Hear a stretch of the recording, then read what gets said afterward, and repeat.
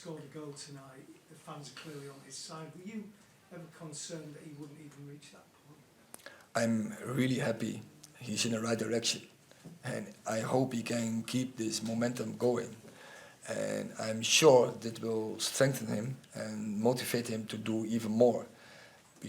As you see, he's a brilliant footballer, and if he invests, and he is in the right levels, he can perform outstanding. And I think we are now have a team who can dictate games, play more in opponent's half, and he likes that. He can play in tight areas, and he can make that a difference. And that second goal, that shows it. But also, I think when he came last week on, we have seen it as well.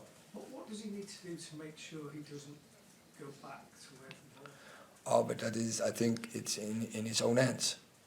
And so if he wants, he can do. And I think this team is great to play in. It will give you joy, but I really enjoy him, see him playing the way he did, with so much confidence, so much belief, really direct. It was great to see him and to play in this attack. Carl. Mixed feelings, and if you are 2-0 down, it's really disappointed. And of course, on the forehand, you have to win this game. And I think when you see on the pitch the two teams, and if you create so many chances and you almost nothing create, then you have to win this game. But if you start each half the way we did, it's unacceptable.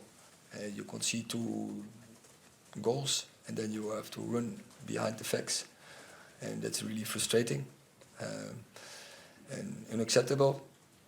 But I have to make compliments to the team, the way they are resilient, the way they fight back, and I think we make some really good football, create great chances, and finally also we finished and scored 2 great goals.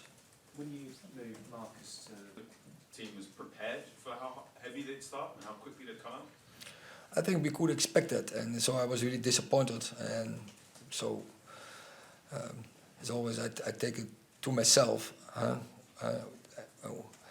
We talk about that they have to be ready, and the approach from them, who that would be. Maybe we should have done it even more and more emphasize it. I don't know. I have to think about that. I have to reflect on that. But definitely, it was the truth that we in each half we were not ready. And I started my talk in halftime with, "Hey, come on, guys, we are not ready. Make sure when we go out for the second half, we are ready. Make that equalizer, and then you will win the game."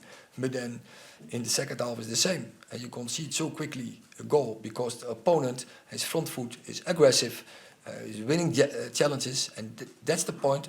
That's most where I'm disappointed about, that we lose all the battles in that first minutes of each half.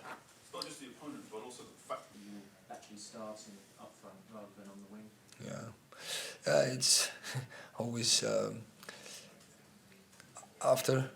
It's difficult to analyze, but I think after we make that change, it's different for the opponent. It's difficult for the opponent because the dynamic change, and the defenders, they are in a certain way, they are anticipating on a certain attack, and then all of a sudden everything is changing when we move there.